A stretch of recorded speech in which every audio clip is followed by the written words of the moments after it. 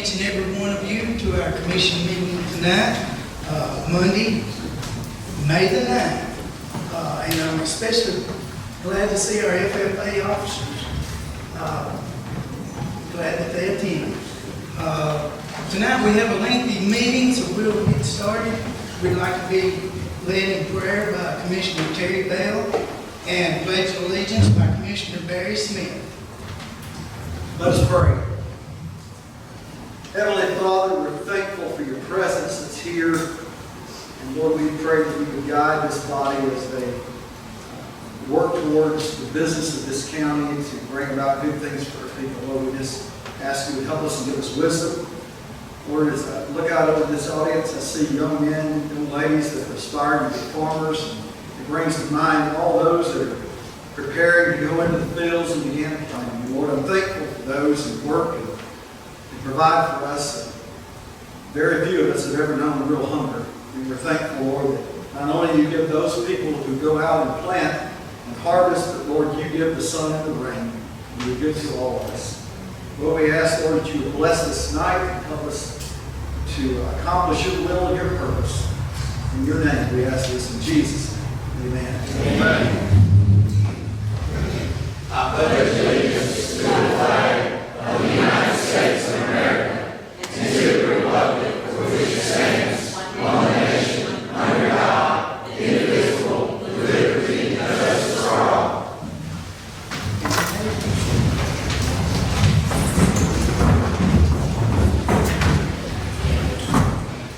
Next on the agenda, we have the approval for the March 14, 2022 commission. I'm sorry, getting ahead of myself. Next, we'll have the roll call. Johnny Garner. Here. Jerry Lowe. Here. Kevin Faulkner. Here. Al McKinnon. Here. Andrea Holland. Here. Jackie Butler. Here. Ann Moore. Here. Carolyn Higgins. Here. Russell Clayton. Here. Jerry Emerson. Here. Sandra Hires. Here. Joseph Malero. Barry Smith. Here. Tim Crow. Here. Diane Jordan. Here. Mike Alexander. Here. Terry Bell. Here. Todd Lewis. 16 present, 2 absent. Now we'll have the approval for the March 14, 2022 County Commission meeting minutes. Mr. Chairman, I move that President. Second. We have a motion by Commissioner Johnny Garner and second by Commissioner Terry Bell. Is there any discussion about those minutes? If not, all in favor say aye. Aye. Any opposed? Next, we'll have the approval of the April 12th County Commission meeting minutes. I make a motion to approve. Second. We have a motion to approve these minutes by Commissioner Ann Moore and second by Commissioner Jerry Emerson. Any discussion about those minutes? If not, all in favor say aye. Aye. Any opposed? Next, we have the approval of the quarterly reports and the budget amendments, starting first with the Chester County Schools.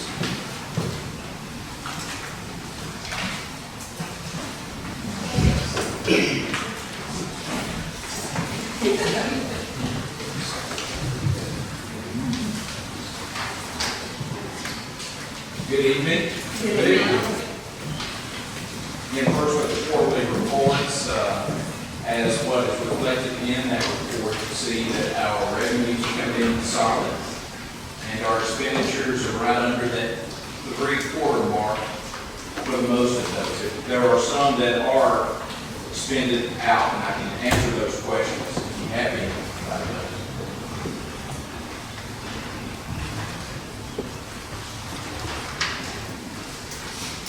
I make a motion to approve. I'll second. We have a motion to approve the financial statement, and we also have a second by Mike Alexander. Any more discussion? If not, all in favor say aye.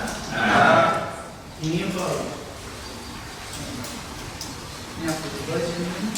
We do have a few budget amendments also to include. I do want to make mention the first page that you see under the budget transfer from general purpose to federal. Again, these are sizable amounts, but to justify in case you had questions. Again, we have received a sizable amount of allotments with ESSER funds, significant dollars.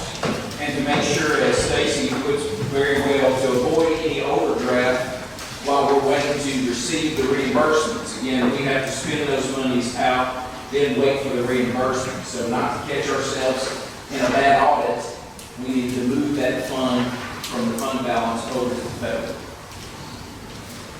And I would just add, y'all did this last year with $500,000. And at the end of the extra funds, that $800,000 will come right back to us.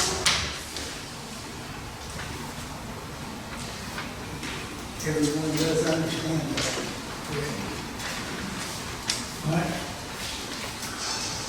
We have a motion to approve the Make a budget. motion, we approve the budget amendments. I second. We have a motion to approve by Commissioner Andrea Holland and a second by Commissioner Al McKinnon. Any more discussion about the budget amendment? Are we approving federal and general purpose? Yes, sir. Okay. Any more discussion? If not, all in favor say aye. Aye. Any opposed? Thank you, Commissioner.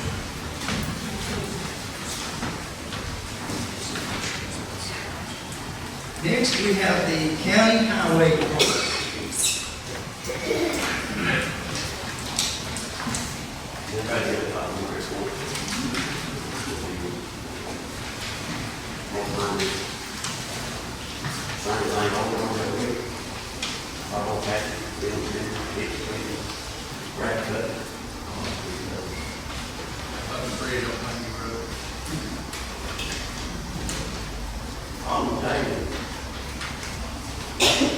They told me when they poured the bottom of it up the road, 22 inches.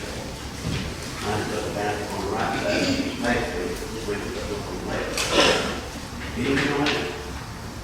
He told me he gonna do it, so that traffic would go forward, we got to play it down. Everybody mad, and I'll try to find out a good answer for it. I pushed it. Somewhere I told it was it's forward, we got to push back on. Yeah, already, our cross. Where we do that, both ways, I push it back. And the sunshine hits, that time's when I'm over there. In your detail here, it says you gravel, several roads, how many gravel roads we got? 20 mile gravel road. Most of these people study in the town. I call Field Road, General Road. We got 3 or 4 out here toward the center one, most of them study in the county. And you got no house on them, maybe one house. They've got 20 mile gravel roads. You can't get that.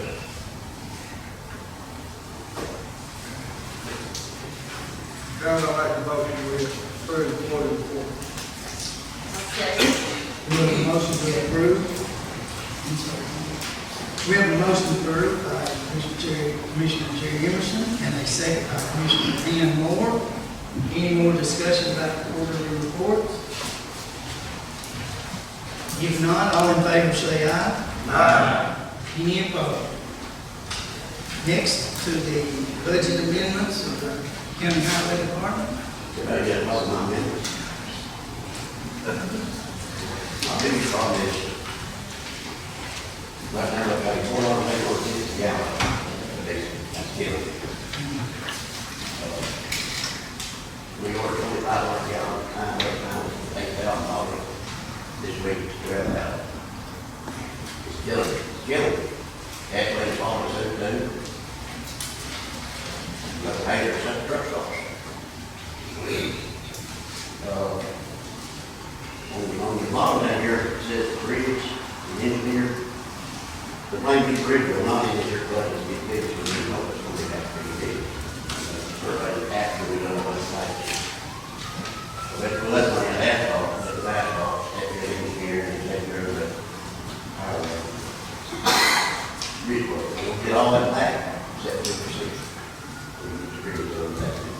also back where that motion will, that.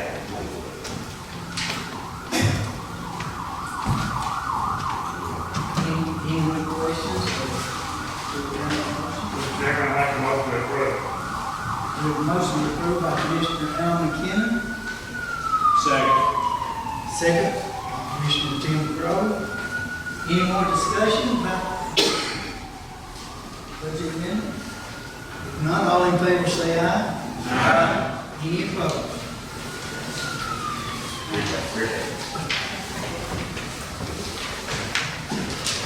Next on the agenda, we have the Church County Trustee.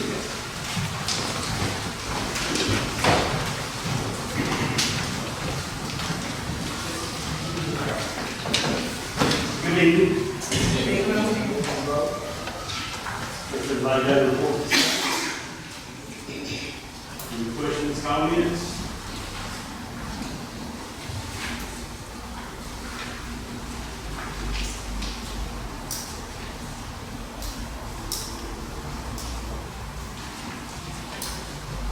Any questions on the trustees' report? If not, do I hear a motion? I make a motion. Motion by Commissioner Carolyn Higgins, I second. second by Commissioner Russell Clayton. Any more discussion, or any discussion? If not, all in favor say aye. Aye. Any opposed?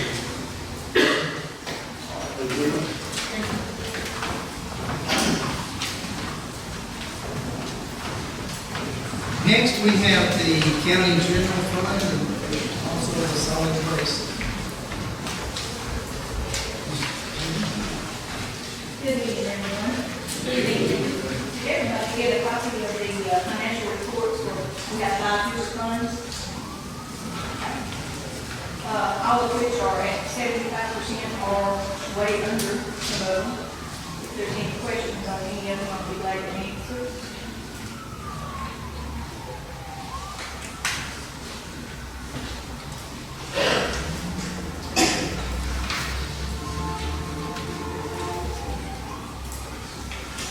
There being none, do we hear a motion?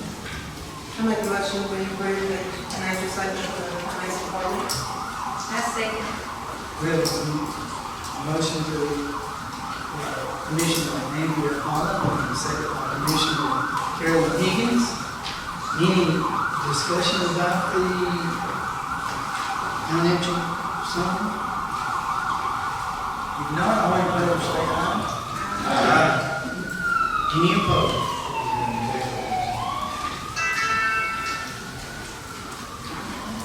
Any more budget amendments? We have budget amendments for the county general. Amending the budgets for some revenue that's come in, amending our sales tax has come in large amounts that we didn't budget for. It has due to mostly the internet sales tax. The sales tax is being paid wherever it's delivered. Because we have some businesses down in the county that we now cover each other. Anyway, we're amending the budget to reflect that and some expenditure lines that need taken care of. Yes, that really does help our county.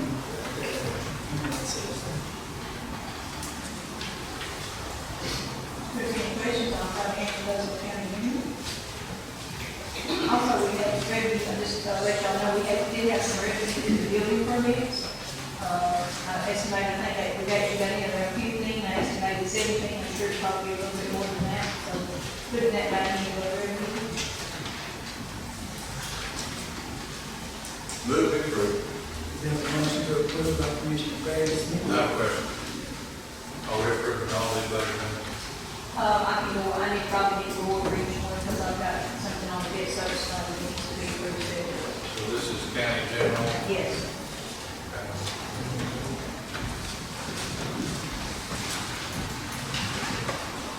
Solid waste fund is the same, if we're amending that over the revenue and expenditure lines, wash, and that down to the Actually, we got money going in the fund balance, so. We have a motion to approve by Commissioner Barry Smith. That's all of your debt service. Yeah, we could do the drug fund and solid waste together, and all that, but I have to do this debt service separately. Second. We have a second by Commissioner Jerry Henderson. Is there any more questions? If not, all in favor say aye. Aye. Any opposed? Not any. Next budget. Okay, we have, one more for the, debt service account. It's a transfer from the county general to the debt service. The reason for this is the money that services this loan still goes into county general. It was set up that way several years ago. Auditors asked us to keep that separate because $50 is marked for the jail, $15.35 is marked for the ambulance services. So I'm transferring the money from county general to the debt service account to pay the loan on the ambulance bill. If you ever put it in debt service, you can't ever get that. Exactly. How close are we getting that thing paid for? 2040. 2000, and I have a debt service schedule with y'all right now. I make a motion to approve. We have a motion to approve by Commissioner Tim Crowe. The ambulance service will only last us 4 by 4 years. I'll second. And second by Commissioner Mike Alexander. Discussion? If not, all in favor say aye. I got one more budget amendment, I'm sorry, I just missed it. Okay. It's for the library.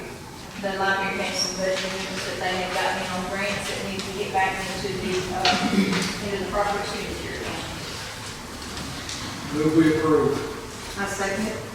We have a motion to approve by Commissioner Terry Bell, and second by Commissioner Andrea Holland. Any discussion about the movement in the library? If not, all in favor say aye. Aye. Any opposed? Thank y'all.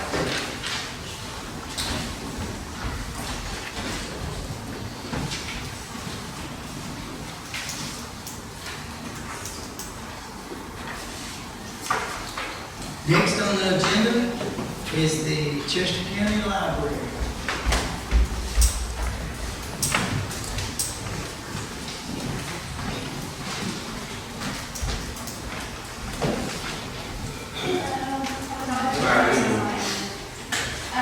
There is one sheet that I added to y'all's packet today. So just make sure you have that. I'll put the other stuff and then we'll get this one. I think this is going to require I'll do a vote. So we can all set that away first. In there you should have a report. It's got a listing of some of our events as well as the grants we've got. I just wanted to give y'all a little update on that. The ARPA grant that we received, about $30,282 for technology, books, things like that. We're finishing up with all the purchases on that. This is when we have to make a purchase, pay it, and get reimbursed. So we are finishing up on all of that right now. There is also a top grant for 2021 to 2022. We've done all the trainings months ago. We're still getting reimbursement on our hotspots, which are the small internet devices that we loan out for free at the library. That will go throughout the end of the budget year. We also just received news that we received a grant from Southwest Electric, the Community for Change grant. This grant enables us to offer books at no cost to the junior high kids, high school kids, as well as middle school kids for book clubs. So we've got sign-ups for the middle school book club going on at the library right now. And then we also received a $550 grant from the Merit Group to host a community baby shower for newly expecting mothers. That's actually going on this upcoming Friday at the library. We've got the police department will be there, Carl Perkins, Head Start, and Rizard, the health department. So that's another thing we've got going on thanks to the grant. Some other grants we've applied for is a Dollar General grant. This one will provide books for each child that attends our summer reading program this year. They just have to attend a certain number of events. They get a free book. We've also applied for some technology trainings for the next year. Are there any questions on any of the grants we have to apply for? Okay. The next part of it is the report which shows our statistics from March to April. Everything's pretty well holding pretty steady. The only area we really had a decrease in is DVDs. There's a reason for that. I ran out of room officially about a month ago to house DVDs. So I haven't been able to buy any in about 6 months now because of the space. And patrons are starting to complain we have no way to bring the new DVDs in, so we're starting to see a decrease in our circulation for DVDs because we're not able to provide those at this time until we get some kind of solution worked out. But all of our other statistics have been remaining very strong and very well. Are there any questions on any of those? Okay. There is one more set of reports I'll go over with you. There'll be 2 sheets of paper. One looks like this, and then one looks like this. The one that has 5 different tables is from the regional library system, which is over the 17 libraries in West Tennessee.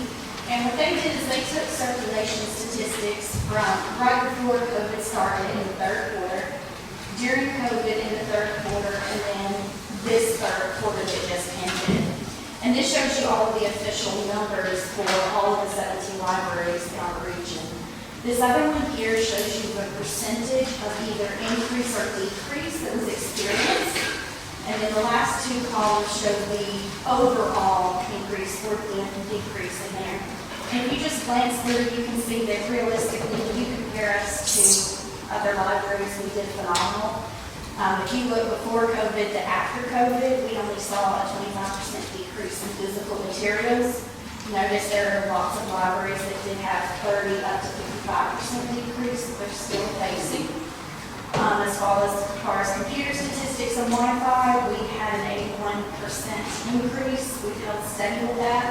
So I'm really proud of our statistics. It just goes to show that our library provided a lot of services during COVID, and we're still remaining providing those services to our community.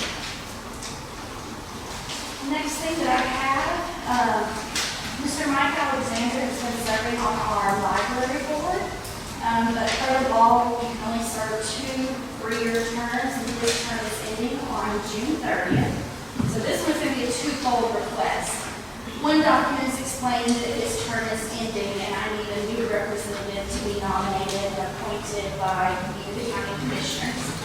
The second document, which was the one I held up at the very beginning, shows that the library board was chosen. We had 6 members roll off total.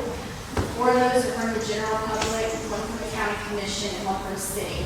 Now we go into the city meeting on Thursday where they will appoint a new member. I need y'all to appoint a new member tonight. And then we have 4 individuals, Ashley Smith, Stephen Maurice, Laura Lynn Barnes, and Alma Harden, that I would like to recommend for your approval to be put onto our board. I lost my words, so we're going to go with that one. All right, well, thank you, Ms. LaBelle.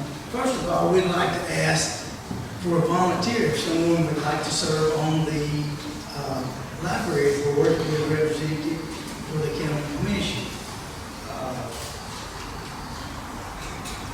First, we'd just like to ask for if someone would like to volunteer for that service.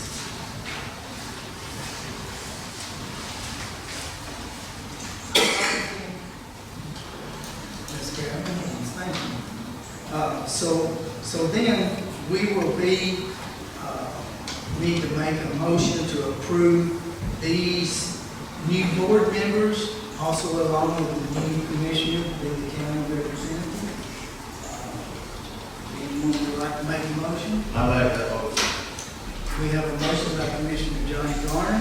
Chairman, I second. We have a second by Commissioner Jerry Emerson.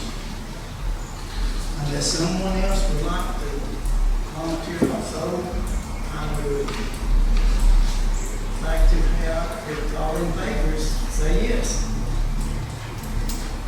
Yes. All in favor, say yes. Yes. Say aye. All right, well, thank you.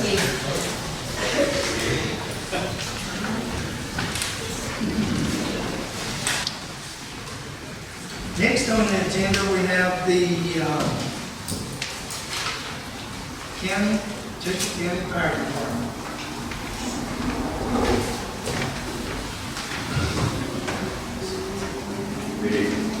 All I've got to bring to y'all tonight is the Safer Grant that we was awarded in January for $362,000 for a extra employee at the fire department.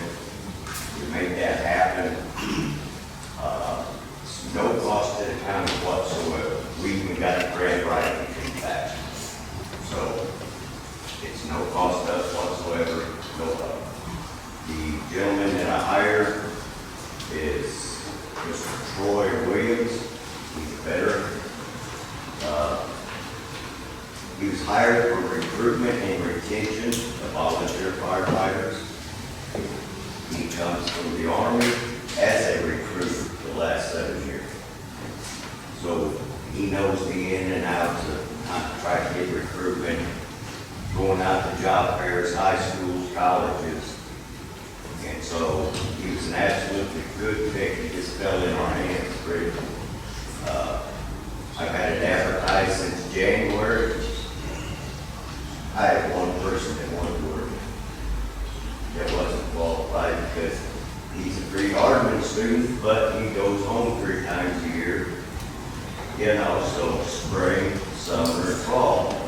But I need somebody here that's 365 days a year. This is a Chester County resident that we hired, very knowledgeable, like I said.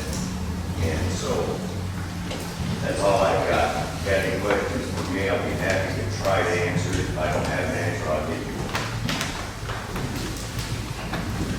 Thank you very much. Thank you.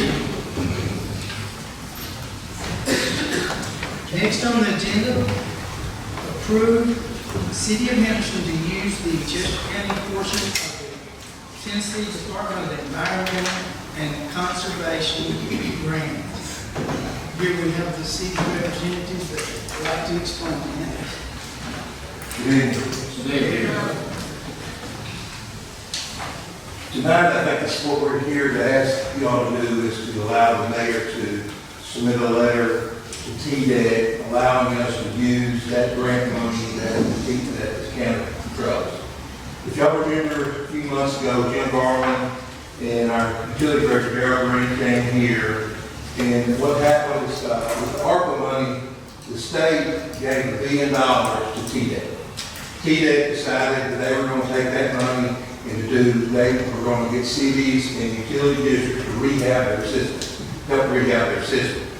So they ended up giving us about 1.2 that we control, but they gave the county about 2.79, I believe, what they gave the county. And a lot of us didn't understand how that county mayor's calling, we don't know, we don't have a utility department, why did we get this money for? And the reason is 2 reasons. One is the utility districts did not get to get any money. They have to go through the counties to get their money. That'd be somebody like JDA, Rutherford County Utility District, and the bigger districts, if it's like that. They have to go through their counties to get those funds. The second reason is there's 345 municipalities in the state of Tennessee, 95 counties. And what had happened is you have a lot of utility districts in every one of these counties.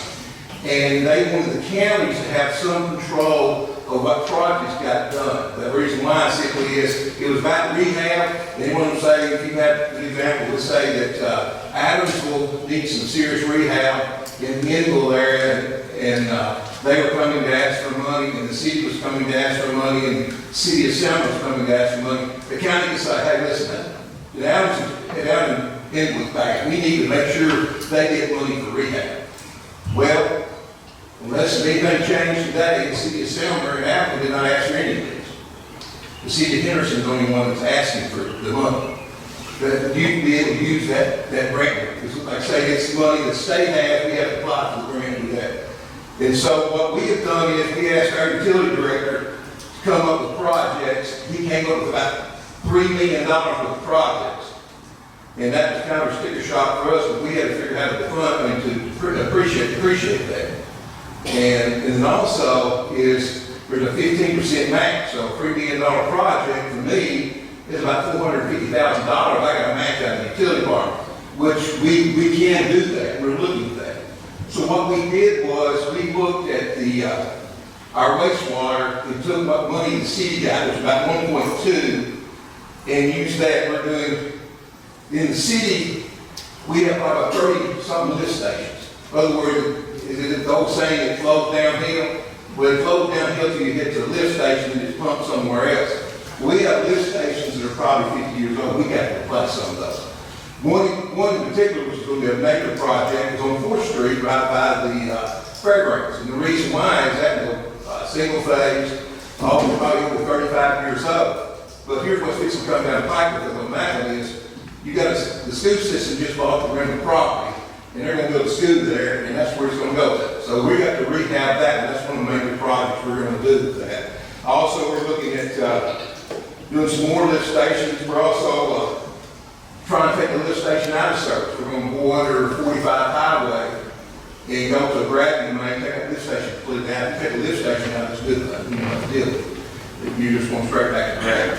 So we're going to do that, and plus we got lagoons. We got, if you notice, the East Lagoon by the co-op's a single cell lagoon. We have a stream in it. We got to build a new cell. That's down, you know, we got to build a new cell eventually to deal with it. If you notice, the one on the south end has 2 cells, and the one up north has 2 cells. So we're going to have to build a new cell for that one down the road. So we're going to use the city money, which is about 1.2 million. We're going to use it for the sewer system. The water, what we're asking for y'all is for do with water.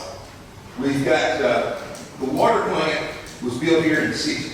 Matter of fact, my father was on the city council when we got built.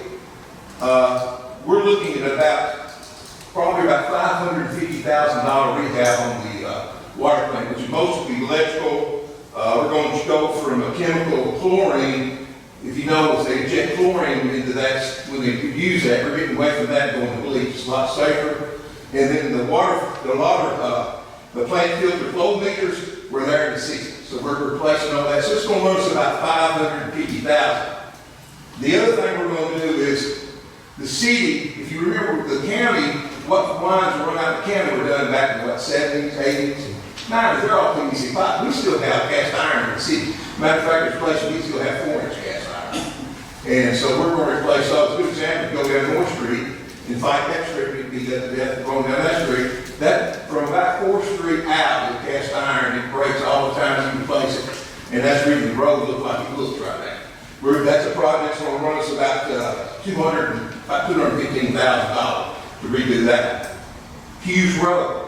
This is one I'd ask to be added on. We have problems out in the county. What we've done over the years is you would stop a line. I think most of y'all probably know this. We'd stop a line, and you might have somebody 2,000 feet from that line and say, hey, I need water. I'm out here, out here at the west where the water's bad.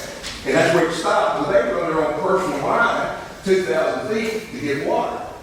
And Hughes Road is a perfect example of that. We got about 4 or 5 houses.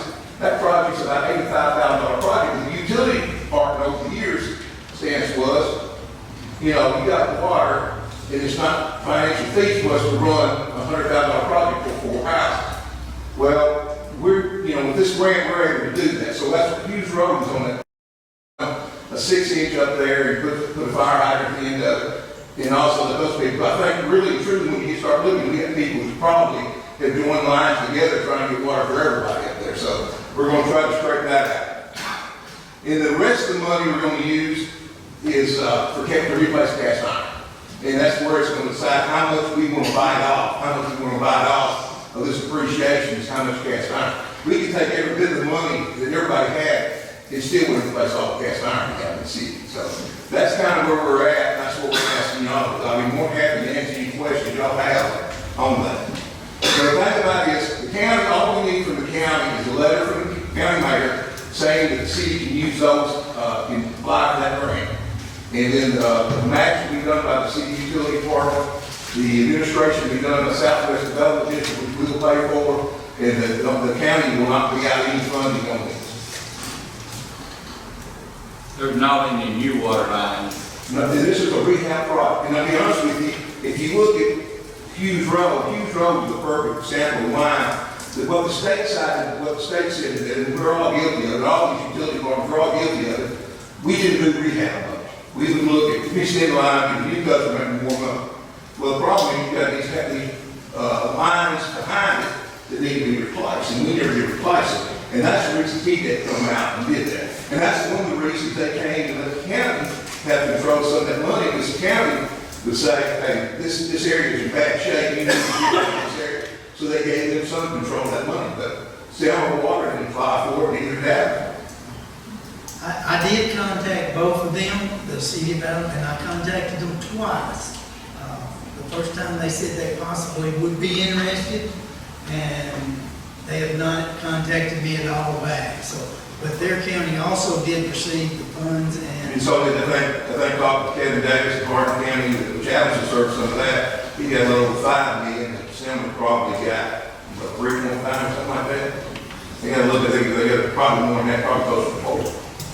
So, it would be good to help as many of our citizens as possible with this. and that's one reason we did, we really focused on the water plant, because water plant services, because we have about, I think, I've got about 3,300, a little over 3,300 water customers, and about 1,000 at 3,300 in the county. I make a motion that we, that letter you need from the county. This is the county mayor authorized us to be able to apply for the grant, because once we apply for the grant, it's not guaranteed, they have to approve our projects. And the reason we're concerned about the catch-all is, like everybody knows, if I bid out $2.5 million and they approve my project, those projects and come back at $3 million, I got to come up with that other $500,000, they make me do the project. So that was concerned. That's one reason we're asking to be able to apply for all of them. Have some cushion the only thing I'm asking is 15%. I make a motion that we approve what is requested from the water supply for the grant. We have a motion to approve the letter by Commissioner Terry Bell. Need a Chairman, I'll second. We have a second by Commissioner Jerry Emerson. Sorry, Jerry. Is there any more discussion about this? Now, there is a depreciation that the city will have to pay. We're looking at it, it's probably about, right now, about probably 5 to 10% down the road. So, Another thing too, before I just add to it, is, what we're trying to do, two things that helps us, is one, we're pushing about 10 years of rehab in 3 years.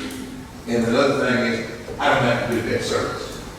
There's no debt service with this, there won't be any debt service, and that's one of my big, we've been able to pay about 80% of our debt down since I've been here, and I kind of like to pay down a bit more before I leave.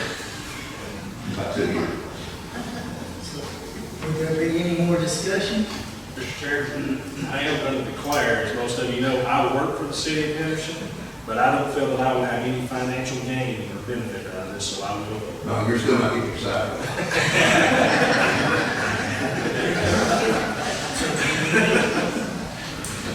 We're going to ask for a roll call on this. No, that's right, we're letting them use, this is for the letter. So all in favor, say aye. Aye. Any opposed? Thank you very much.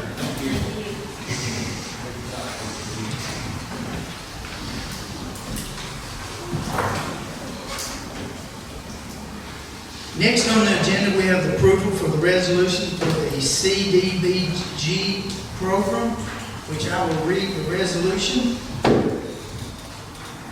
Resolution for Chester County, Tennessee. Whereas the state of Tennessee Community Development Block Grant Program has been established by HUD to assist local governments in meeting the housing and community development needs consistent with the objectives as set forth in Title I of the Housing and Community Development Act of 1974, as amended. And whereas Chester County, Tennessee, acting by and through the Board of Commissioners, is applying for the FY 2022 Small Cities Block Grant, CDBG, Child Care Creation Grant for funding for the purpose of helping area child care agencies expand services to add additional children, help meet requirements for licensure or establish a new daycare.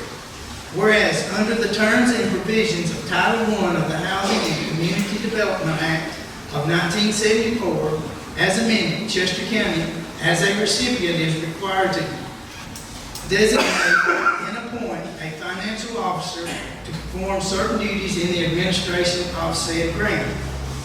Now therefore, be it resolved by the Board of Commissioners of Chester County, Tennessee, as follows, that Barry Hutcherson, Mayor, as hereby authorized to execute and submit an application with the appropriate assurances to the State of Tennessee Department of Economic and Community Development Child Care Creation Grant Program for funds on behalf of the Tender Loving Child Care to complete the necessary eligible activities for the Tender Loving Child Care Center, Child Care Center. That Barry Hutcherson, Mayor, be and is hereby designated and appointed as financial officer under the terms and pursuant to the Tennessee Code Antidote as amended, and to perform on behalf of Chester County, Tennessee, those acts and assume that such duties are consistent with the said position. This being read and adopted on this 9th day of May, 2022. All in favor of this resolution? We need a motion, We need a motion and a second for this resolution. We have a motion. I'll second it.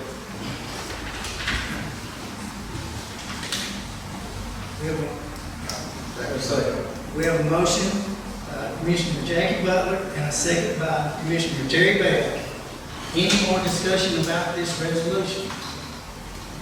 If not, all in favor say aye. Aye. Any opposed? Thank you. Next, we have the approval of the resolution of the litter grant. Ms. Misti, Pequignot. Good evening. My name is Misti Pequignot. I am the Chester County Litter Grant Administrator and also the Education Coordinator for the Chester County Beautiful, West Tennessee Regional Recycling and the Solid Waste Department. And I'm here to present the litter grant resolution that the city will pass, and we also, before, I would like to present my education and outreach program. I know there was been a few questions lately. I would like to present that to the commission. The TDOT litter grant is a grant that we get every year. TDOT gives it to all 95 counties. We actually get the base amount. It's per population. So we get $44,200 annually. And with that, that's what we use to pay part of the administrator's salary, the jailer's salary, and then the truck trailer supplies for the litter crew. And then also it funds the education part of the litter prevention program. And I wanted to just real quickly, I know last meeting, Commissioner Bell spoke about the litter crew here in Chester County and how great of a job they do. So I would like to also introduce my other half of my team for the litter grant, and that is Chester County Sheriff's Department's Mark Morris. He is our jailer, and he also goes around the litter crew every day, and he does an amazing job. So he's out there in the heat, run along with them, and I think we do over 200 county road miles, and he's consistently hitting at least 50 to 75 every month. And he lists them out every mile. I count it every month. And he does an amazing job. Just in 4 years, the litter in Chester County has decreased. Let's see, it has decreased 57%. It has gone from over 100 tons in 2018 into present day it is at, I think it's 40, a little over 40 tons of litter per year. So he does an amazing job, and he also will take questions. He said, if you have one, he's just not a big speaker. He's a strong, silent type, so Alright. And so I wanted to also talk about the education outreach program, especially with the fee that has passed. I wanted to make sure that it's clear that the education and outreach program at the hub, Chester County Beautiful Solid Waste, it is 100% grant funded. I know once we do our events and we post things along, we get questions saying, is this where our fee is going to? None of that money that is paid in that fee goes to any of the education and outreach that you see. That is all grant funded. We work very hard to get these grants. I searched long and hard and write these grants to get. And I know since I've had this position, I started in 2017, we've gotten over $450,000 just in grants for education and outreach. So, and I just wanted to give you all a few stats. Let's see, the recycling in Henderson, just in the city, what we collect has increased 90% in 5 years. And that's just tonnage. It has increased that much, just that's just proving how our education outreach is working. And then also recycling in Chester County as a whole increased 58% in the past 5 years. So I think that's pretty good. And then the hub overall, we have 13 cities and counties, we call them scopes, that come to the recycling hub. And just with our education outreach program, just in the past year, we have decreased contamination, which is what we do not accept. We have decreased at 14% in one area. So, and also, let's see, I know we have a long agenda, so I'm gonna try and condense everything. I just wanted to let you guys know what we do. We focus on landfill diversion, recycling, organic fertilizer, worm composting, litter prevention, beautification, and conservation. We work with many partners here in the county. We just did an event with the local FFA chapter and with the city of Henderson and Chester County. We just had a big community celebration last Friday at the park, and we had the recycled welding project, the sculpture project, where I had my high school students, and they put in over 500 hours to build I think it's 8-foot by 12-foot sculpture from horseshoes and recycling materials. And just go by and see it. We just unveiled it, so you can. But and then we also, Chester County Beautiful did dedicate a tree to Dina Azevedo. As she retired this year, just for her dedication, we wanted to honor her at the park. And we also planted a butterfly garden around the tree. And that's where the FFA chapter came in, and we had about 50 students up there. If anybody, I'll cut it short there. If anybody has any questions, I'll gladly answer, and so on. I'd like to say one thing, is really just thank you, Mayor, and let it pass along to her, Dina, that she has done a fantastic job. And the city and the entire county, at least for me, I'm grateful for all she did, beautifying our park, our city. And there's been a lot of money down here in downtown. She must look like something. We're going to miss her. So we need this resolution for the grant, we need a motion to approve and a second. Make a motion to approve the little grant. Motion by Commissioner Jerry, second by Commissioner Andrew. Discussion? Not all in favor, say aye. Aye. Any opposed?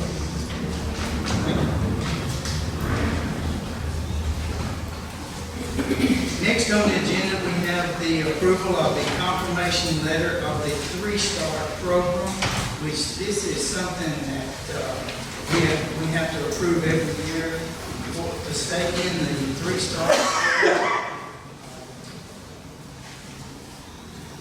That being through the state of Tennessee.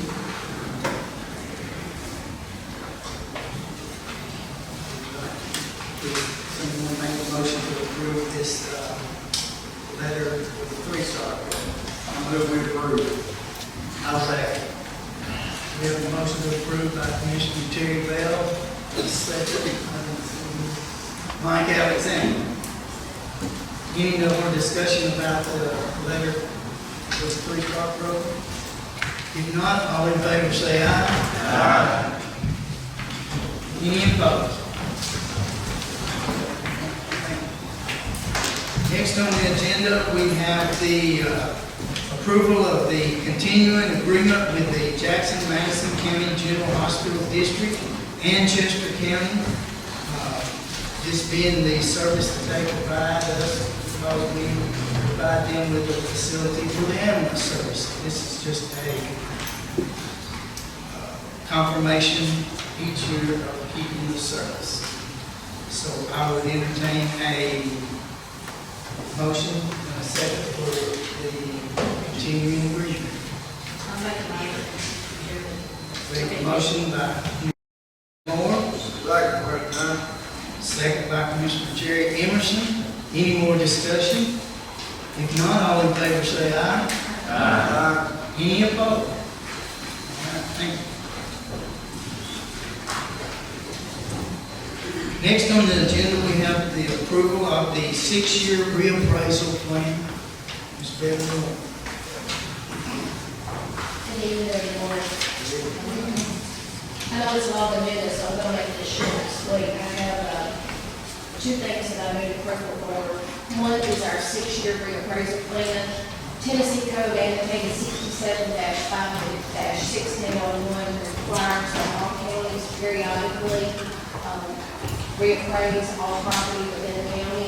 This same statute also provides the option for assessors to choose either a 6-year cycle with a 3-year possibility of an update or a 4 or 5-year cycle. In 2016, the legislative body chose a 6-year reappraisal cycle. So I'm asking that you approve 6-year reappraisal for the next 6 years, which will put us in 2028. The requirement is that the county must fund the reappraisal program. So that's the reason. I'll make a motion that we approve the 6 years cycle. Motion by Commissioner Terry Bell to approve the 6-year reappraisal. We have a second by Commissioner Russell Clayton. Any more discussion? We'll have a roll call.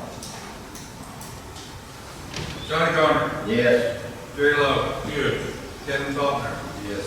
Al McKinnon. Yeah. Andrea Holland. Yes. Jackie Butler. Yes. Ann Moore. Yes. Carolyn Higgins. Yes. Russell Clayton. Yes. Jerry Emerson. Yeah. Sandra Hires. Yes. Joseph Malaro. Barry Smith. Yes. Tim Crow. Yes. Diane Jordan. Yes. Mike Alexander. Yes. Terry Bell. Yes. Todd Lewis. 1640. Thank you. The second item on the agenda is the approval of the Board of Equalization. Each year, the local Board of Equalization meets so that anyone that has appeals of their property values, that can go before a board that's made up of citizens from throughout the county.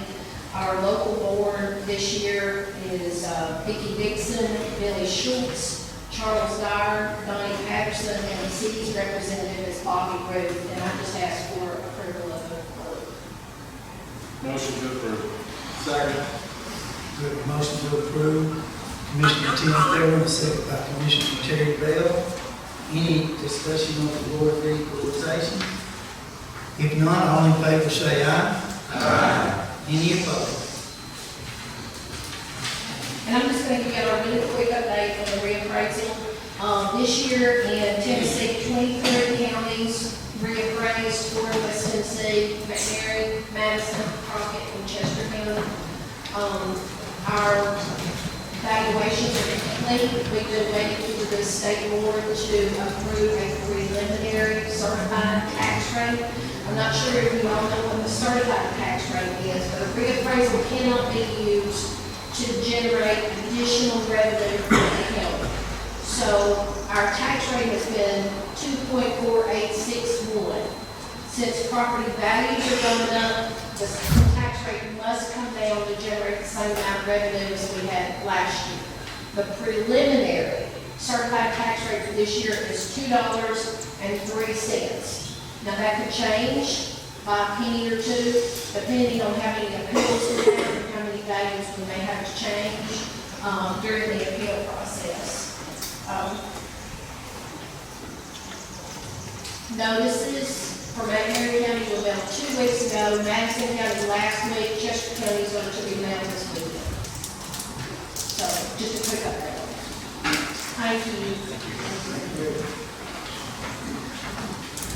Next on the agenda, we have the approval for continuing services of the Southwest Tennessee Development for the Planning Commission.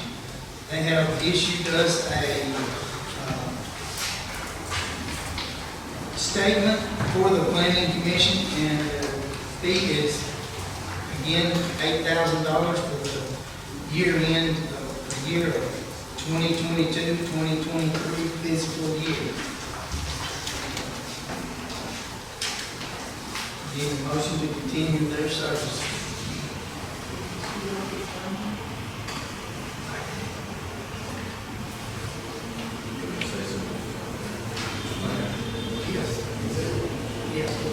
The Planning Commission, as a lot of you are aware, has been formed and been meeting for the last 2.5 years. We've gone a long way with subdivision regulations and all the other things. We've had the public hearings on zoning resolutions, subdivision regulations. We've got all that in place. We've hired Mr. Dion Davis, who is working with that now and collecting fees and so forth. One of the things we have had is a representative from the Southwest Tennessee Development District has been there to make sure that we follow state rules and regulations in forming and applying all of the Planning Commission's actions have been approved by them. So, and for one more year, we probably will need the assistance of Mr. Skeehan to be the meetings and everything for us. So that's what that does. And it's a big service. Has Mr. Davis been certified yet, do you know? I'm not sure. When you had it here, I think I'm just wondering. I'm not sure how long it's been. I know it's time.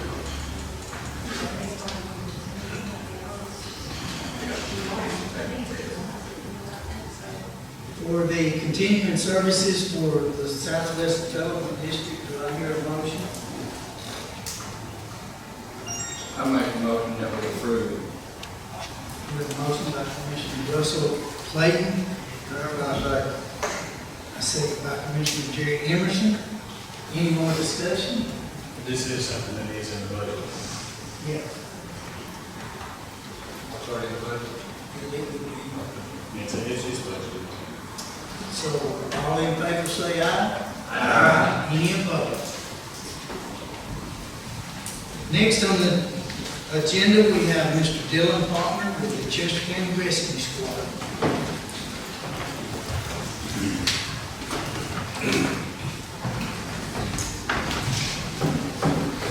Good afternoon, Commissioners.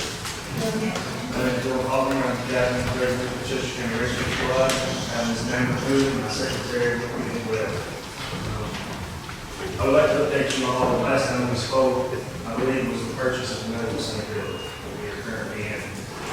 First responder program was the basis of buying that building, for the equipment that we were going to have, some personnel we were going to have, to train, need room for all of that equipment. So that program year to date, this year has seen 117 medical college applications. Overall, since we started the program in June of 2020, it's seen 403 applications. Ms. Dana has prepped this letter, but she was very good about it. I'm going to let her cover what we requested today.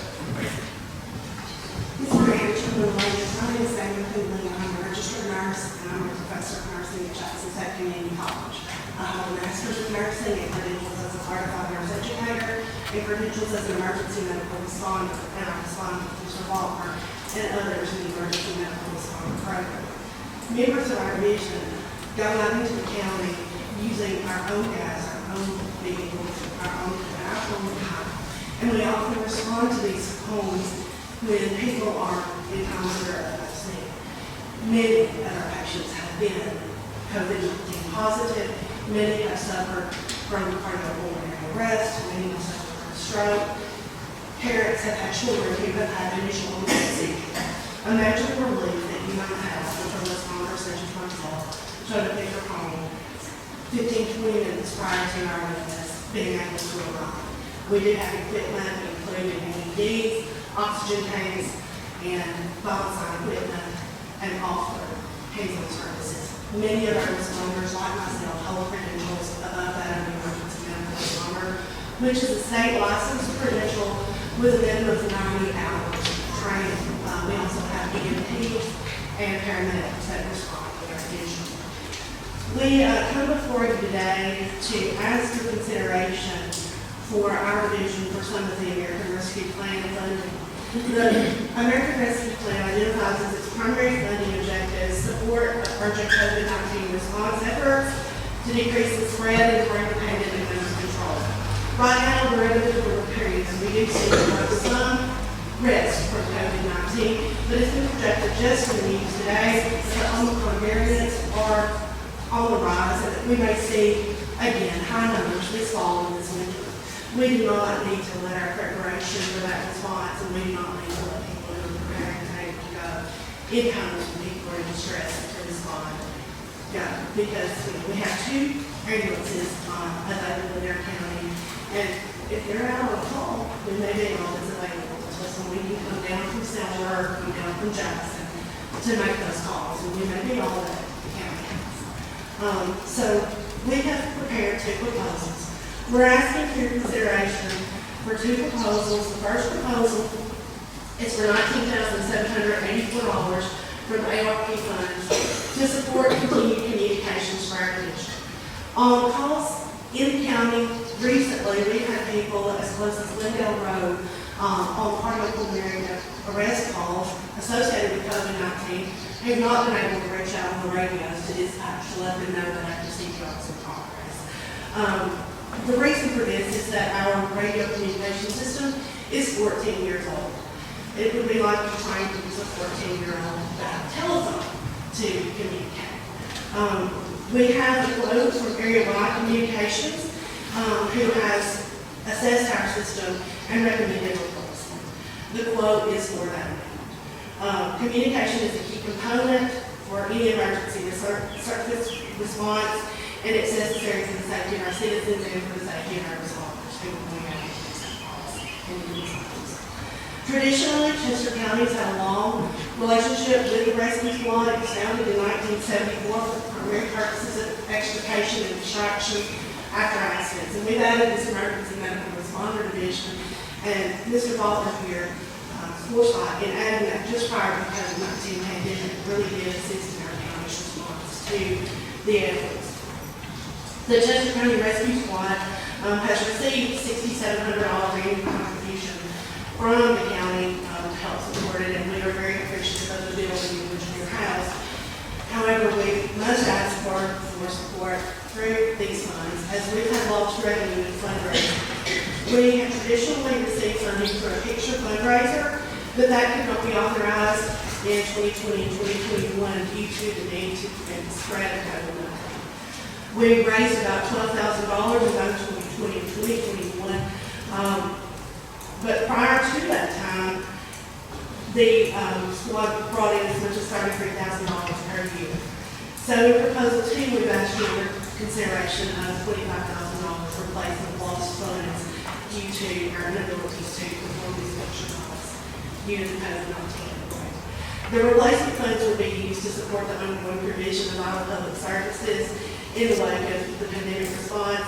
The funding is needed to support the ongoing functionality of the rescue squad, to pay malpractice costs for insurance, to support general liability and workers' compensation, which the squad pays, also to maintain our vehicle insurance and vehicle operating costs associated with utilities, vehicle fuel and maintenance, and training costs for organization members.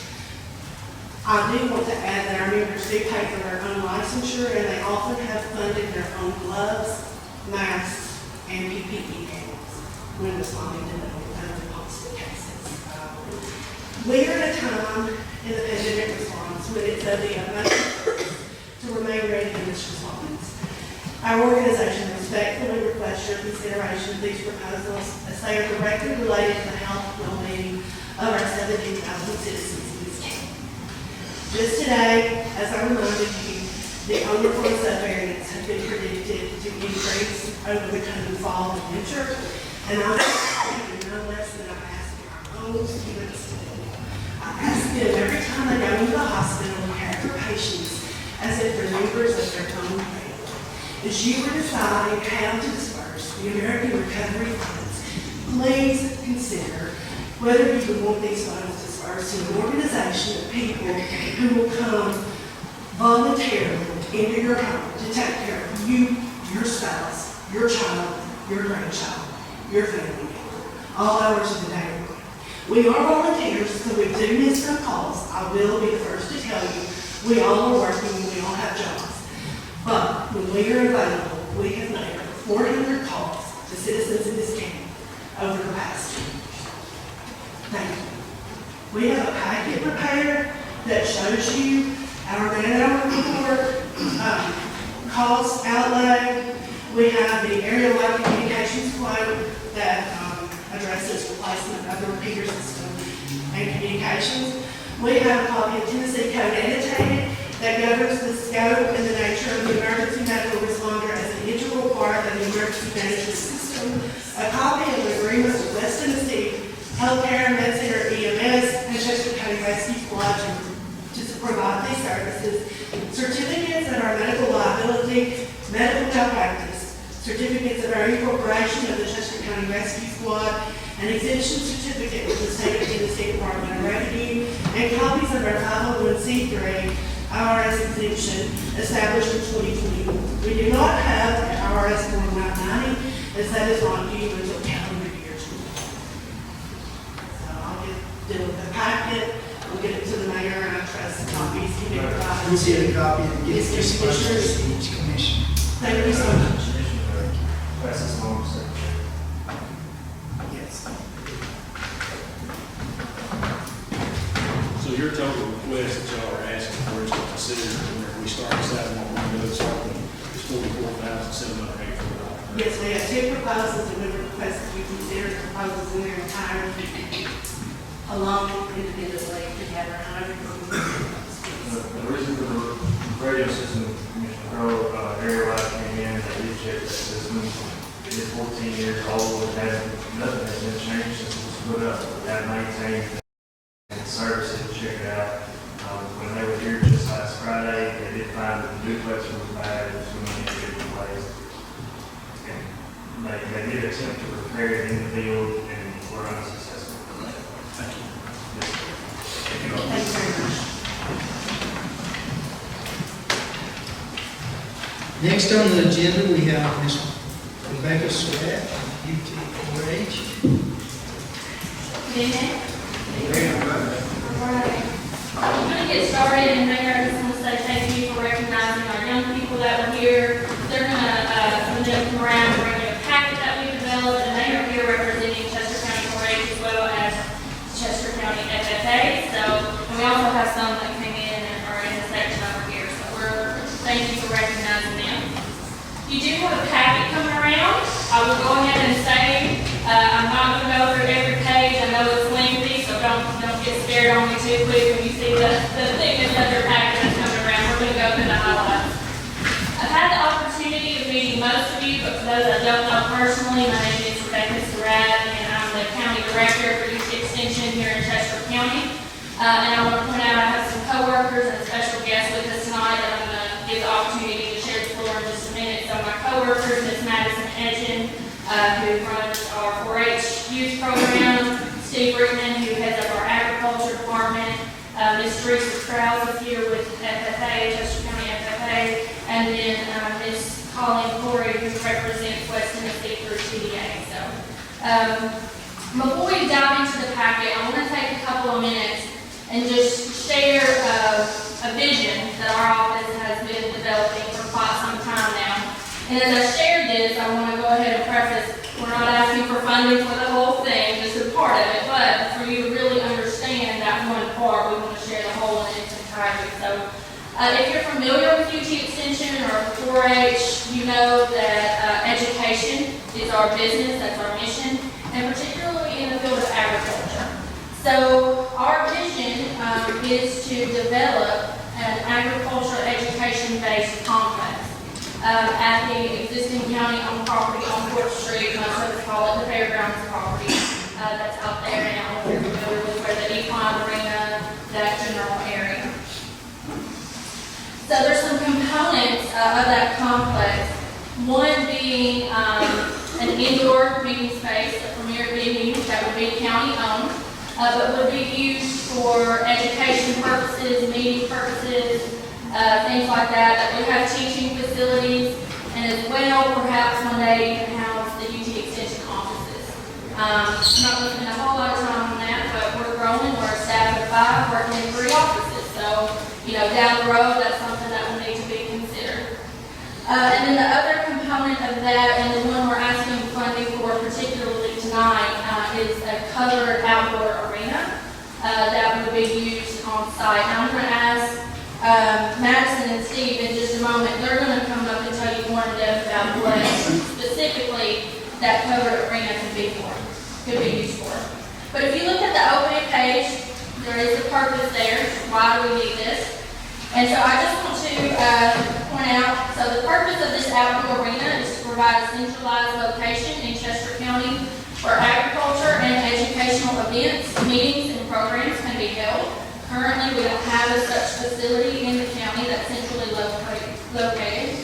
And so just to point out, this would be, obviously, if it's on county-owned property, whatever structures erected there would be owned by the county. It would also be available for use by civic organizations and other private or public events as the county approves deems necessary. The Chester County Outdoor Arena would be used to enhance 2 of the largest markets in Chester County, agriculture and tourism. And towards the back of your packet, you have some research that's been included, so you can read that more on your own. But some of the things that we pulled out of that I'm going to mention here. In 2015, the agricultural output for Chester County had a total estimated economic impact of $33.7 million. Okay? And in 2019, tourism activities supported $14.2 million in business sales in Chester County.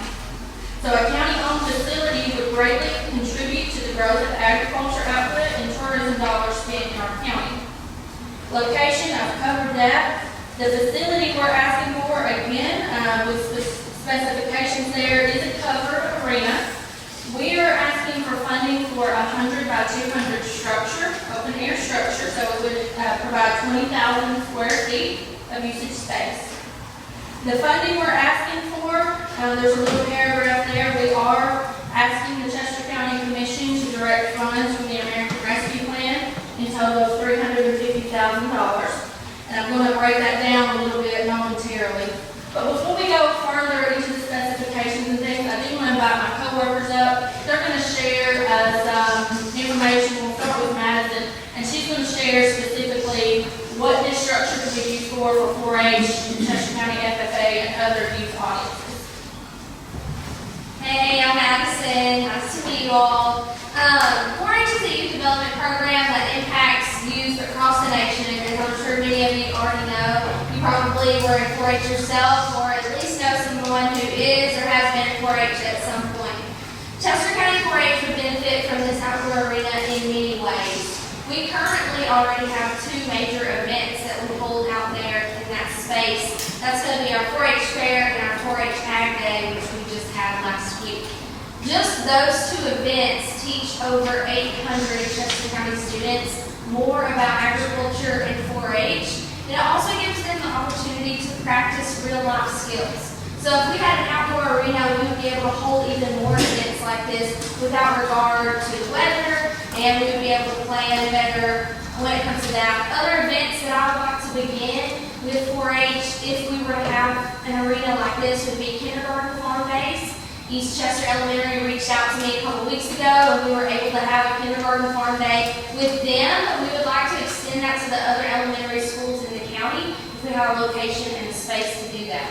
We could also have 4-H day camps in the summer. Some students, because because of other events like baseball, softball, basketball camps, aren't able to spend an entire week at 4-H camp, but we'll be able to hold camps one day that they might be able to attend at that location.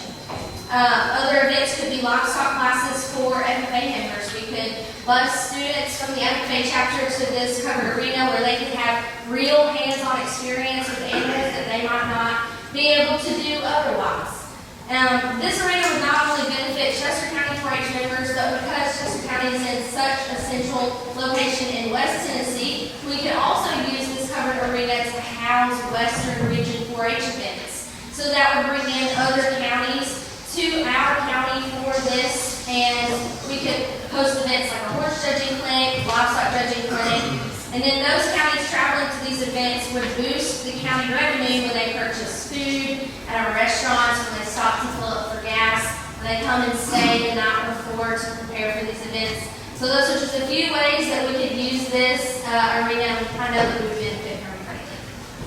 And Madison kindly included a couple of pages in the back of your packet showing some of our 4-H and FFA members participating in these activities.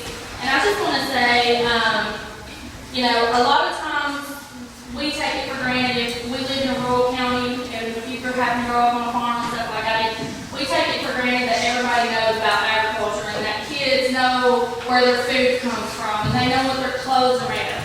We can guarantee you, even though we have a great school system and people who are trying to make some of this education happen, a lot of our kids, even though they grow up right here in a rural community, don't know those things. And so when they come to Ag Day, some of them may have seen a cow for the first time last week and learned, hey, my milk comes from that cow, or my meat comes from that cow, not just the shelf at the grocery store. So I just wanted to point that out, because like I said, if you grew up in a rural community and stuff, we take that for granted.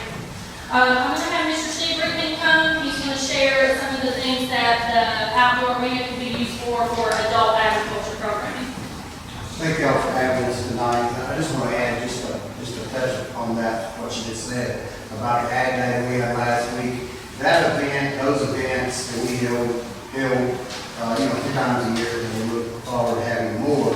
We can make more of an impact in just one single day than our schools can do all year. That's no fault of the school system. That's just the way we teach agriculture in the state. That's sad, but we're making an impact. I'll let y'all know that. I work on the agricultural side, on the adult side of things. Rebecca and I both assist Madison with 4-H. We're definitely a team here in Chester County. I just wanted to share with you just a couple items, and I was getting late quickly, that we would use this on the adult side. UT Extension has a master producer programs that cover several areas. These are educational classes that are hands-on training. For example, like master beef, small ruminant, horse, master row crop, programs like that. Just in the last 5 years, the programs that we've had here in Chester County have brought in over $20,000 in revenue to our extension office. Those are funds that y'all don't have to provide us to operate on. So it's a huge impact. Most people don't know that. So those classes, I mentioned what those classes are for. Those are yearly classes. One of the reasons we offer those classes is because there's a program offered through the Tennessee Department of Agriculture that some of you may or may not know about. It's called the Tennessee Agriculture Enhancement Program. Just since 2005, there's been 522 projects funded here in Chester County for almost $2 million. Without the educational components that we offer to our farmers, landowners, that cost share money would not be available. They have to go through us to get that training. So we're doing a lot of training behind the doors that y'all don't know about. Other things that I do as far as on the agriculture side is I work with these new landowners that are moving to Chester County, and it's almost a weekly thing now. The Madison daily thing now. It's unreal how many new landowners we're having moving here to Chester County and they're buying farmland. And the first question, the first people they come to is us, maybe after that done in the courthouse. So we're doing a lot of work in that area, probably not work that's been done in the past, but it's really good. We're excited to offer those services. What we do is we meet with them and provide them education. They want to know what they can use that land for. So that's where I come in our office. Just a few other things besides the educational programs would be things, for example, like agriculture field days, including forestry, livestock, row crop, ag equipment shows, tractor shows, and things like that. So we appreciate y'all letting us come in front of you tonight. And turn it back over to that. Thank you. All right, so as we continue just looking at that event, they did a great job telling you how we would be able to use this facility. But I did list a few other organizations that we know would benefit from it. Obviously, next on the list, Chester County Schools, FFA, Future Farmers of America, of course, would benefit from it. A couple of months ago, Superintendent Kilder sat down and met with my staff, and we explained to him, what kind of our overall goal was, and he agreed that it would be a great benefit to the students of Chester County. So inside your packet, a few pages back, there is also a letter of support from him. We greatly appreciate you for that support. We listed TCAT here, specifically the Farming Operations Program, and then other entities. Of course, this list is not complete by any means, but the Henderson, Chester County Chamber of Commerce, all county departments and offices, and then public and private organizations and individuals as approved by the county. So who's going to manage this facility if we get to build it? The UT Extension Chester County staff would oversee the day-to-day management of the facility, such as the scheduling. Somebody wants to call and use it and say, we have this program coming up. We would be basically the managers of that calendar. It would be up to the county, again, if the county chooses to require fees or require any kind of revenue from that, that would be on the county's end. Any marketing for the facility, if you wanted to create a social media page or something like that, we would be willing to manage.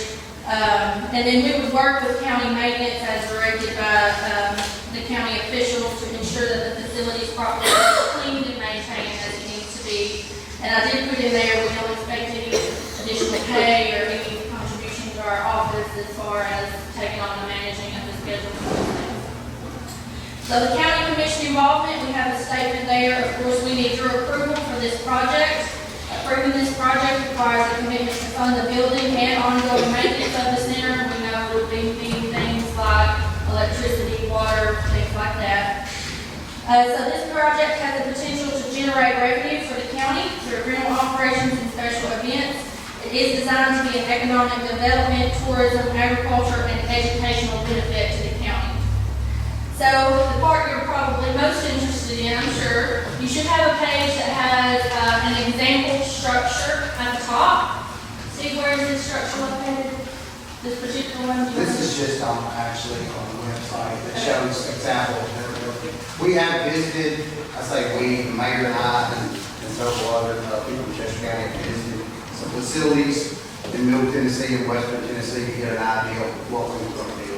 We've done our research on what we want, Right. what we needed as far as size and those things. So we're not just throwing a number out there because it sounds like a large building. We have done our research. So you have the specifications there, and all of this came from a local construction company that's partnered with us, ENT Construction, as far as helping us get estimates, things like that, just so we would have accurate numbers to propose to you all tonight.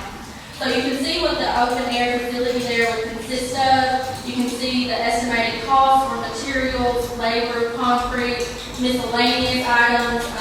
Like I said, we know there's already electricity and water out there on the ground. It's just directing it to where it needs to be, things like that. I do want to mention at the bottom, you'll see the dirt work. We have so many supporters in this community on this project, especially producers, people with equipment, things like that, who have gained interest in what we're doing. And they said, you know what, we believe in what y'all are doing.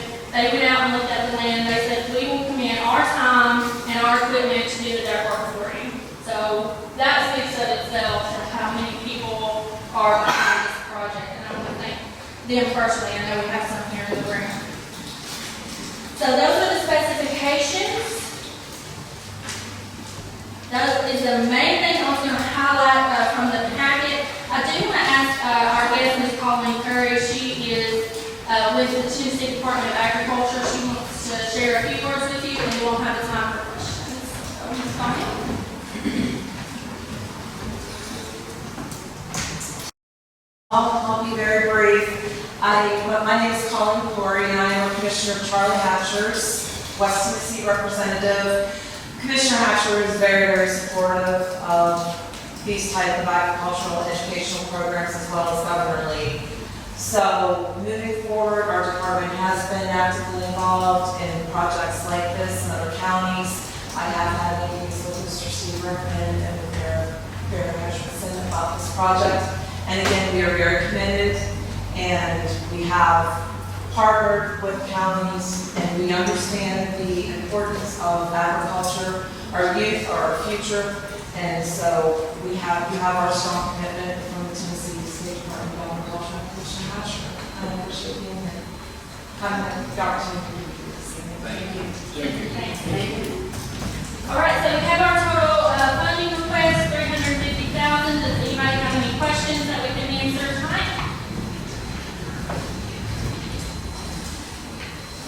That means I've either confused you really well or told you everything you needed to know, so.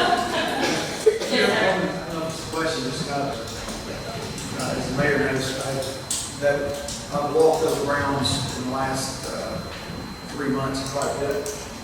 And there's some other people I met at school, back in January when I was sick, missed the meeting, I was texting Troy about some of this stuff. That whole area, where the school system park, we call it fairgrounds, the county owns all the way to the ditch. It's amazing how many people are totally unaware of that property. I said it here, and I won't dive out to have an issue, didn't even know they had that. But anyway, it's a large area. And we have soccer there, we've got, in the school facilities, there are some of our dearest children, those that are most needy that are there, Jamie Hurst and that staff, and as I call them, knuckleheads, but they're Irish, and they love them, and get in trouble at their alternative school with our kids. And that whole area, I guess my point in all this is we really did love the idea, but the whole area needs a master plan thought through, include, working with the city, but eventually, I don't know if it's going to be a high school or whatever, but, school superintendent can tell us that, but that's going to be a very visible part of our community in the next few years, particularly if we park high school. And it needs to be thought through, master plan, what 4th Street's going to look like, that whole facility. It will be in the public eye. You are 100% correct, and that goes back to that larger vision. We have some larger thoughts of what could be done out there. We've actually kind of unprofessionally, drawn up some other building scales for that indoor meeting space and stuff. And just to clarify, I know that is a large area out there, so when you think about, okay, where are they talking specifically on that piece of property, the fairgrounds property, where it's going to go? If you're familiar with that property, there's a little green shed building that was previously used by the Lions Club. We've spoken with them. They don't have any further use of that. That would come down, and basically where that building is standing now would be the center of where our new structure would go up. So if you're thinking about, okay, that property does go on 4th Street all the way back to Tri-Street, so that structure would be centrally located right there in the middle. And when you pull in everything that's over towards the right, that incline area that's in existence now, as far as we're concerned, that is not in the area that we would build. That would all still stay there. So. Any further questions? All right. Well, we thank you for your time and consideration. If you have any questions that come up, we are located in the Public Safety Building. You can call us anytime. Thank you very much. Next on the agenda, we have to consider the contribution for the Juneteenth celebration. We have Mr. Flowers here to discuss this with us. Mr. Flowers. Before my wife begins to give her discourse, I want to say to each of you it's a delight to stand before you. You've heard some very powerful and very meaningful things here tonight. Commissioner Bell just made a statement that I just want to kind of echo on in reference to a community that is going to be perhaps in our view because of its projected use. I will say this, that area is in our view every day. We live in that community, we support, we have businesses, we have our church, other things that we do in that community. So we are excited too to know that attention is being given to something very meaningful to all of us. And to my very, very dear friend, Mr. Kilson, the superintendent of schools, to which we have a interaction with often because of things we do there. And we are excited about our Juneteenth festival. And now Sylvia is going to give you, I gave everybody, I didn't realize you guys get so much paper. I perhaps would not have done so much. But she's going to come and speak to you concerning this great opportunity for our county and to share with you how meaningful it is. And many of you have come through and experienced it, Brother Stacy, and so she's going to read now. I am reading. Henderson, Tennessee, and Chester County presents 2022 Juneteenth Festival, June the 17th through the 19th, 2022. Joining the nation, the national holiday will unite us all. Vincent High School soccer field on Blue Ray Avenue, Henderson, Tennessee. Juneteenth, celebrating freedom. An Oasis CDC community presentation. The happenings in Henderson, June the 17th through the 19th, Henderson, Tennessee, in Chester County, is set to be a major event center to unite people of every background, to come out and celebrate love, unity, and community. 3 days are being programmed to include music, art, spoken word, food, games, festivities, car shows, and also a barbecue cook-off.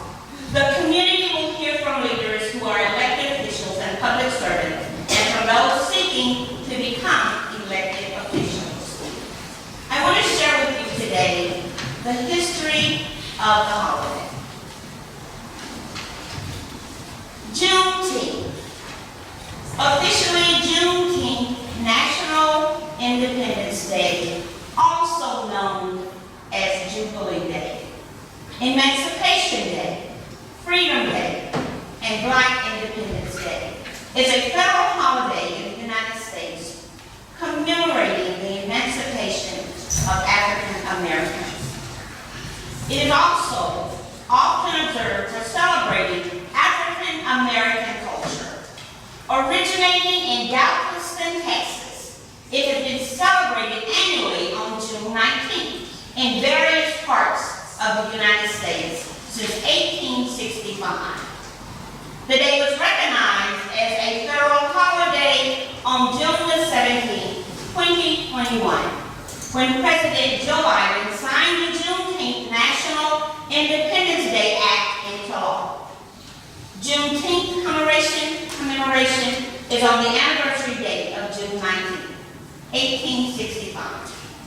Announcement of General Order Number 3 by Union Army General Gordon Granger, proclaiming freedom for enslaved people in Texas, which was the last state of the Confederacy with institutionalized slavery.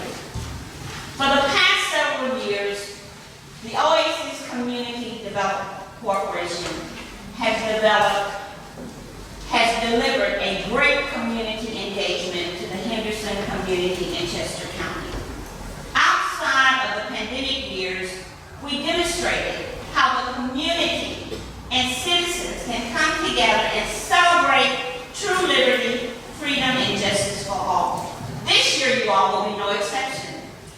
I want to take the opportunity to thank the businesses, the corporate communities, friends and families for your consideration and promptness in joining us as the June 10th sponsors for 2022. Our proposal for the City of Henderson to partner and sponsor June 10th. In the last 2 years, the state, we had undergird the expenses and the costs. But this year, we are asking for expenses that we incurred, including the following, at a cost of $5,000. This would include our sound, stage, counseling, advertising and promotions, radio, newspaper, social media, flyers, and banners. As you will see in our packet, we have moments in reflection of our past Juneteenth. We were so honored to have Pequignot to come and share with us, along with our mayors that was there during the time, and our city officials that came out and joined us, and everyone in the community that came out to be a part of this event. We're asking you again to please come out and share with us. At this time, Mr. Flowers is going to come. Mr. Flowers, I call him so aptly, is going to come and share with you all our budget and projection. Thank you so much for this opportunity and this time. And if you should please recap what we did read over for our Juneteenth celebration. We made an appeal to the city to help us as well. The total budget that we have, you can see for the venues and that was used in the historic Pequignot, the Chester County Middle School, as well as the Williams Auditorium, as a figure of $750. Stage, sound, operation, set up for all of that event is $3,000. Our advertising comes in at $2,500. Entertainment, and we'll have a executive of $2,000. We have the barbecue football, and the total budget is $10,625. We're asking all the county to consider $5,000 of that to help us with this festivity as we anticipate it being great on this year. For your consideration, we appreciate it. Any questions?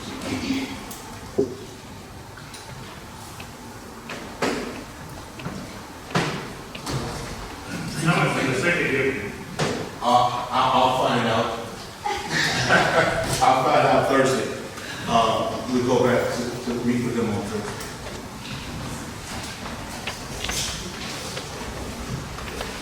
Okay, we have his presentation. Would anyone like to make a motion for that? This being money to come out of the general fund to help finance a part of the Juneteenth celebration.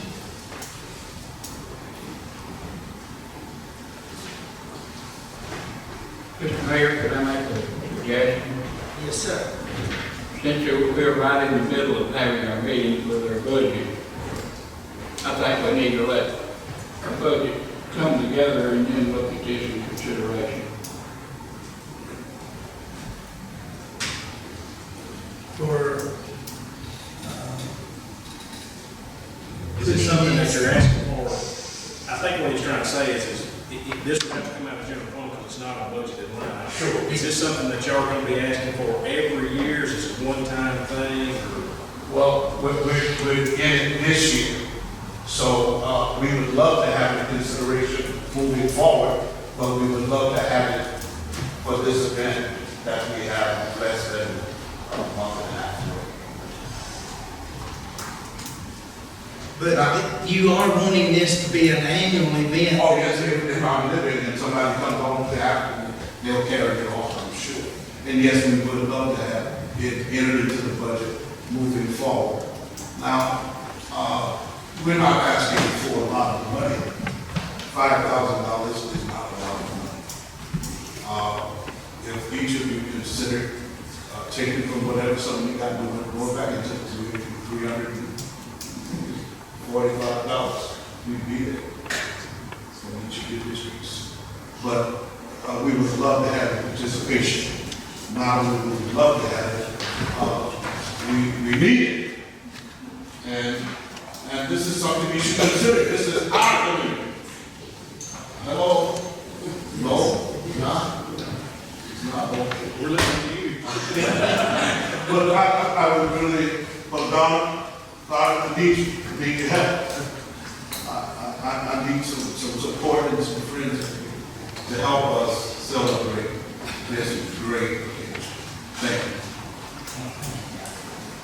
So we are needing to have this in the budget committee meeting for an annual event, but as of now, he's wanting a commitment for the one coming up this June. Yes. So we would, instead of waiting for the budget, we would have to have this come out of the general fund. So if anyone make a motion for an amount for 5,000. Do you give other, like project graduation, for example, what do we give, something like that?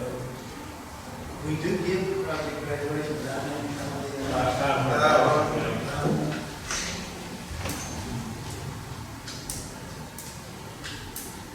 That is budgeted annually also.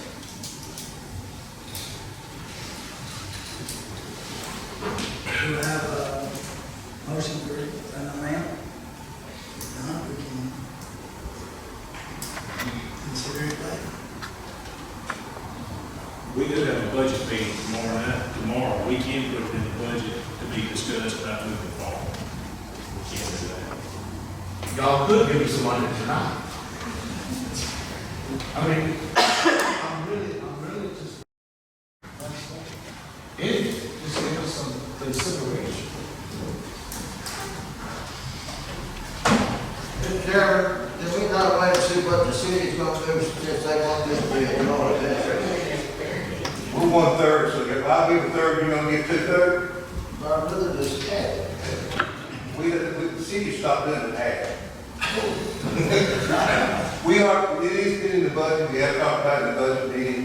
There are some things up there, but it'll be up to the city council what they do. This year will be a little different, because we're in the budget, but it is discussed putting some money in the budget. I think 5,000, I can't say that.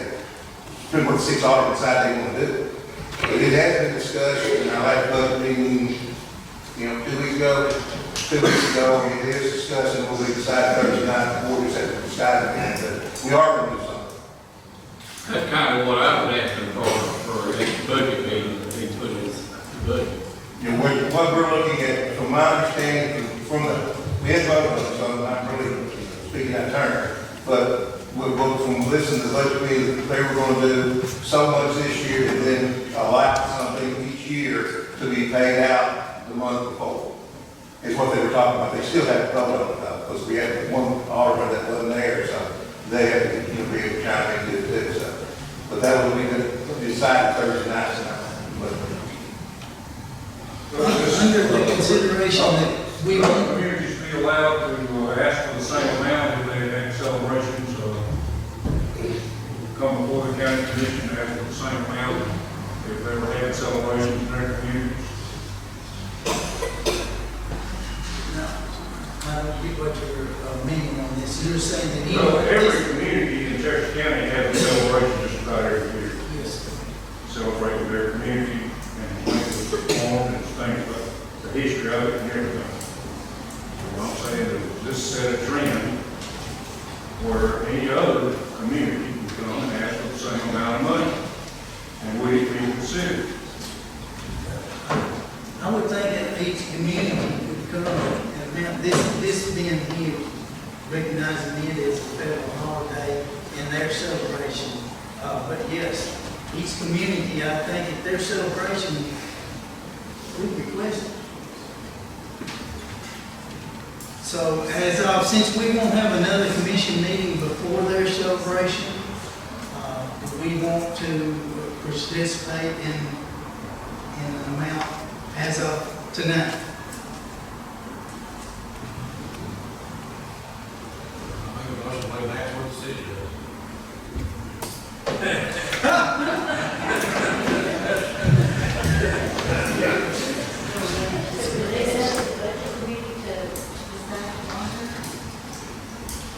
that would be an idea. Tomorrow night, the budget committee has a committee meeting, and at that time, if y'all wanted to make a motion. As a budget chair, I don't want to make anybody mad, as a budget chair, I don't mind one bit our committee considering the request moving forward for the budget to bring that back to the entire commission to vote on it. But I don't think we have the authority in a committee, any committee has the authority to vote and approve anything in committee. All we have the authority to do is make a recommendation.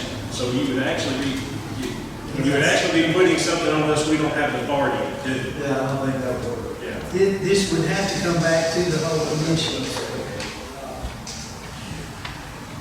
Well, let me just ask each of you. Just whatever,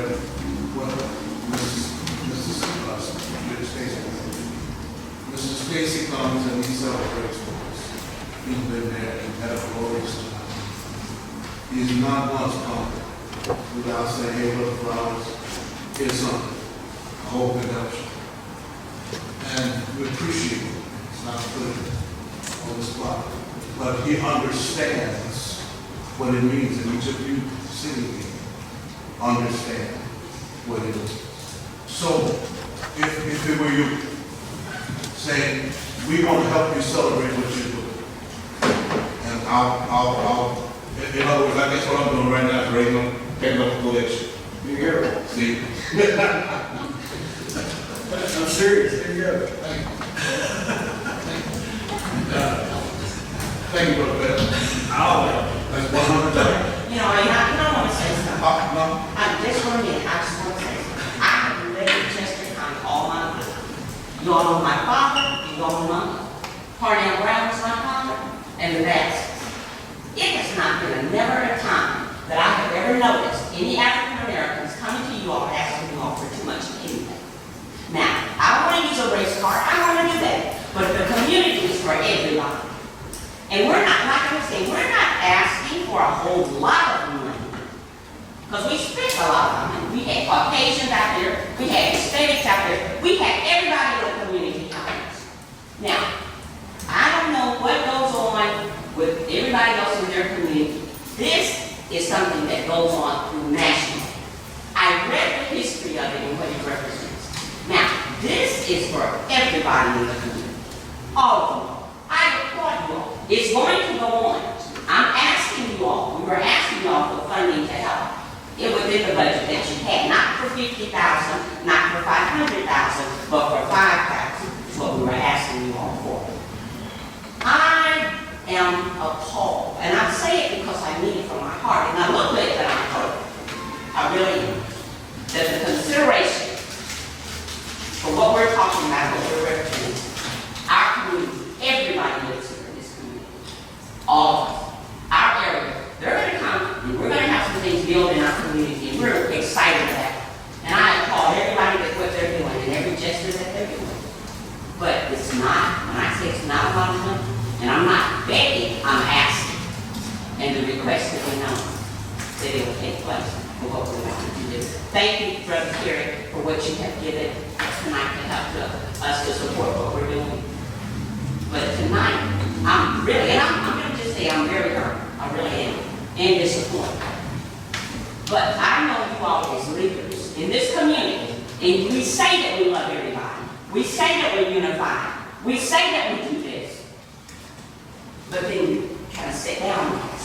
Even people that represent us in our district kind of sit down on us. All we're asking is that you all take this under consideration in what we're trying to do and to support us as well in our efforts in what we're doing. A community project is what it is. And it's for everybody.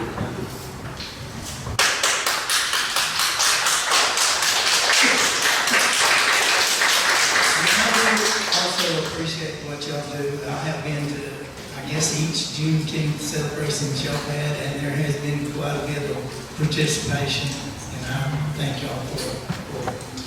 Thank you, Mr. I think the issue, the only issue I have is working in the budget. And this is not in the budget item. And I'm willing to help going forward. I'll make a motion that, pauper or not pauper, with y'all or anybody else, to donate $1,000. have to come out of general fund. I'll put that on the motion. I'll second. We have a motion for $1,000 and a second. Any more discussion or anything? It had to come from the general fund now, just because it's not a budgeted line item, that's the deal. Let's have a roll call, please. Johnny Garner. Yeah. Jerry Lowe. Yeah. Kevin Butler. Yes. Al McKinnon. Yeah. Andrea Holland. Yes. Jackie Butler. Yes. Ann Moore. Yes. Carolyn Higgins. Yes. Russell Clayton. Yeah. Jerry Emerson. Yeah. Sandra Hires. Yes. Joseph Malaro. Barry Smith. Yes. Tim Crow. Yes. Diane Jordan. Yes. Mike Alexander. Yes. Barry Bell. Yes. Todd Lewis. All right, 16. 64. Thank you all for your consideration tonight. And as the day approaches, we anticipate greater participation. I've never come before you, but I've encountered many of you. I didn't know it was that tough of another problem. But I tell you, I appreciate what you all do. I've had the opportunity to come and sit and observe how business is handled and the diligence that is put forth. I want to again applaud you and thank you, and for some of those that have deep pockets. If you've moved, we appreciate it. Thank you. Thank you. Next, in any other business, we do have one, our elections in the medical building committee had met, and Mike Alexander, would you like to discuss this? All medical building / election commission, we met and discussed is what we would like to ask tonight is, we decided that we want to take bids on demolition, disposal of that building. Right now, we're just asking for any ARPA funds or any numbers put out to the county to accept bids. We're asking for a motion to take bids on the demolition of the old medical building. I put it in. You have that, the committee has that as a motion. We have a second? Second. We have a second. Any other discussion about that? All in favor say aye. Aye. Any opposed? Thank you. Would there be any other business to come before the commission? If not, no.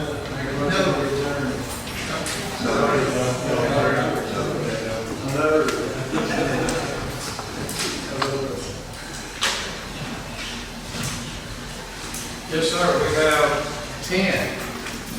Shannon K. Austin, Jan Cox, Casey Dancy, Amanda Gregory, Jamie Joe Hardy, Betty Kinley, G. Thomas Leach, Taylor Long, Kimberly J. Phelps, and Tina Wells.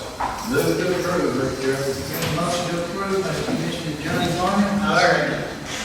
Second by most everyone, Commissioner Alexander and Steve. All in favor say aye. Aye. Any opposed? Next we have the motion for adjournment. Motion.